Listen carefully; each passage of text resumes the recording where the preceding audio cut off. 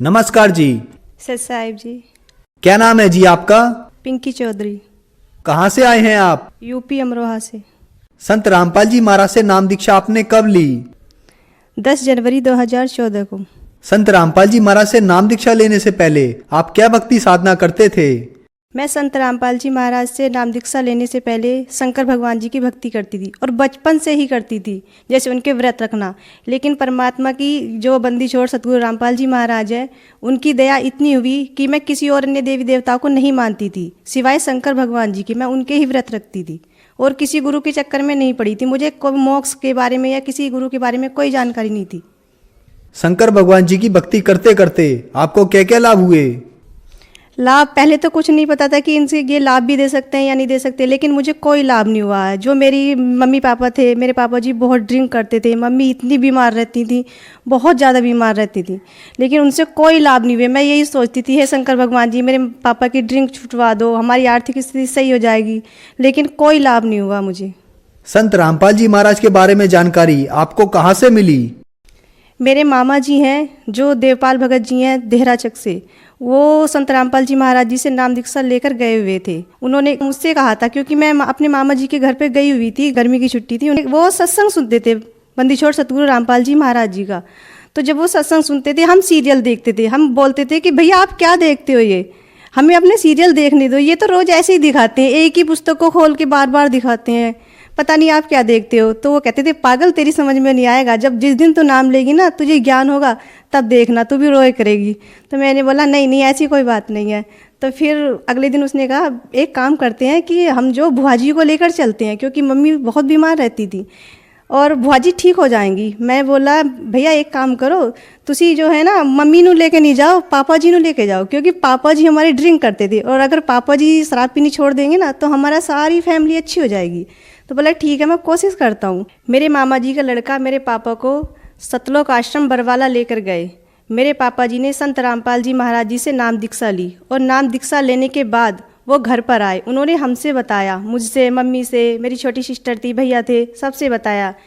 तो जब मुझसे कहा, पापा आके तारीफ़ कर रहे थे सतलोक आश्रम बरवाला की कि वहाँ पे फ्री खाना मिलता है, वहाँ का रहन सहन ऐसा है, सभी भगत इतने प्यार से बात करते हैं और मतलब देसी घी के बता रहे थे कि सब सामान ऐसे बनता है। तो मैंने कहा पापा से कि पापा जी आप तो बस ऐसे ही करते हो, कोई पागल नहीं है कि इतना आपको इतना सब कुछ देगा। बोले नहीं बेटा एक बार चल के देखना। मैं बोला चलो ठीक है मैं घूमने चलती हूँ। पापा जी मुझे ले गए घुमाने के लिए। मैं घूमने गई थी, ना कि नाम दीक्षा लेने गई थी वहाँ पे।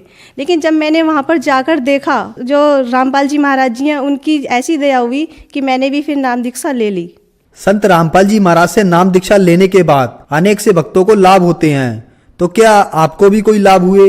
जी हाँ, संत रामपाल जी महाराज जी से नाम दीक्षा लेने के बाद मुझे सबसे पहला लाभ, जो मानव जीवन का मूल कार्य होता है, यानी कि जिसे मोक्ष कहते हैं, 84 लाख योनियों से जो पीछा छूटता है, मुझे मोक्ष मिलने की सही विधि, सही भक्ति विधि मुझे प्राप्त हुई। और जैसे शारीरिक लाभ होते हैं, मेरे पित्त की जो थैली होती है, गुर्दे में पथरी होना तो आम बात होती है, लेकिन मेरी पित्त की थैली में पथरी थी और 6 9 mm की इतनी पथरी थी और मेरे इतना दर्द होता था, इतना दर्द होता है कि डॉक्टर कैप्सूल भी देते थे और मेरे इंजेक्शन भी लगाते थे, तब जाकर मुझे थोड़ी शांति मिलती थी।